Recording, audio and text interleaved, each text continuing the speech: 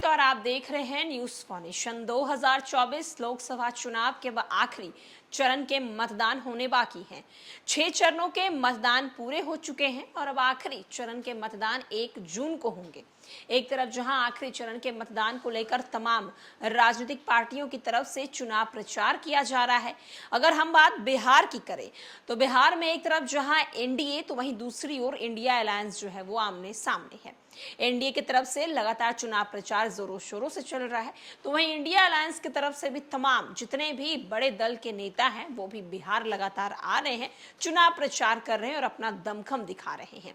अगर हम बात 40 सीटों की करें और 40 सीटों में अगर हम आरा की बात करें तो गंगा और सोन नदी से घिरा आरा बिहार की उन 3 लोकसभा क्षेत्रों में शामिल है, जिसमें 7 विधानसभा आते हैं। सभी भोजपुर जिले के हैं। वीरों और शहीदों की ये धरती दर्शनीय स्थलों में समृद्ध है। वहीं दूसरी ओर आर्यन देवी शहर के अष्ट देवी हैं। भोजपुर में धार्मिक स्थलों में सूर्य मंदिर, महथिन माई यानी कि बिहिया, वहीं बखोरपा काली मंदिर, शाही मस्जिद, जैन सिद्धांत भवन, ये सारे जो हैं वो प्रमुख हैं।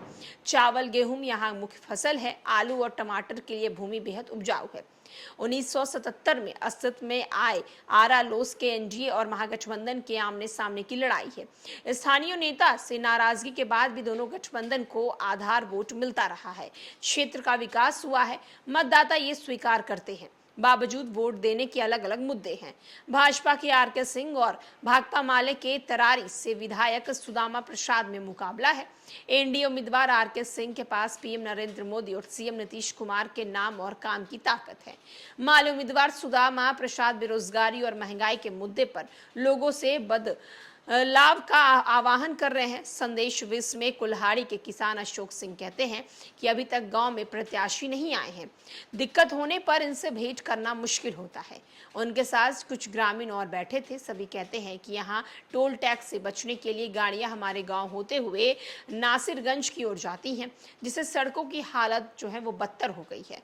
सड़कें ठीक नहीं हो रही। एनएच से उससे पार जाने के लिए अंडरपास की मांग पर कोई सुनवाई नहीं हो रही। आरा विस के मतवलिया में नन्हे कुमार कहते हैं कि इस बार लड़ाई जोरदार है, जीत का अंतर बड़ा नहीं होगा। बताते हैं कि बरसात में गंगा का पानी खेत में फैल जाता है। अगी गांव में विष का उपचुनाव भी है, इसीलिए मतदाता वोट तो दे रहे हैं, लेकिन धोबा के किसान गजेंद्र कहते हैं कि नेता कोई भी हो, सिर्फ वोट लेने आते हैं। उम्मीद है खेती की बिजली के कनेक्शन जल्द मिल जाएंगे, बांध बनने की राहत मिल जाएंगी। यहाँ में माले विधायक मनोज मंजिल को एक मामले में सजा होने पर सदस्यता चली गई थी। उपचुनाव में माले के शिव प्रकाश रंजन और जदयू के पूर्व विधायक प्रभुनाथ प्रसाद के बीच लड़ाई है। आरके सिंह की बात करें तो वर्ष 1975 बैच के आईएएस अफसर रहे आरके सिंह गृह सचिव भी रह चुके हैं। आरा संसदीय सीट 2014-19 जीत चुके हैं। 2021 में उनके बेहतर काम को देखते हुए कैबिनेट मंत्री बनाया गया। सुदामा प्रसाद फिलहाल आरा जिले के तरारी विधानसभा में भाकपा माले के विधायक हैं। 2015 में पहली बार तरारी सीट पर जीत हासिल की। 2020 के विधानसभा चुनाव में दोबारा निर्वाचित हुए। तो आप देख सकते हैं कि आरा लोकसभा सीट को लेकर एक तरफ जहां भाकपा माले और एनडीए की जो है आरके सिंह आमने सामने है। अब देखना होगा कि आरा लोकसभा सीट को लेकर जो दोनों प्रत्याशी हैं उनमें जीत के अंतर जो है वो कितने वोटों को लेकर होगा, क्योंकि आम जनता वहां पर दोनों प्रत्याशियों को लेकर साफ साफ कह रही है कि दोनों प्रत्याशी जो है वो आम जनता के बीच जल्दी आते नहीं है, आम जनता से जल्दी मिलते नहीं है। अब देखना होगा कि आरा लोकसभा सीट को लेकर जो लगातार दलीलें दी जा रही हैं दोनों पार्टियों की तरफ से, उनमें कौन पार्टी जो है वो सही साबित होती है।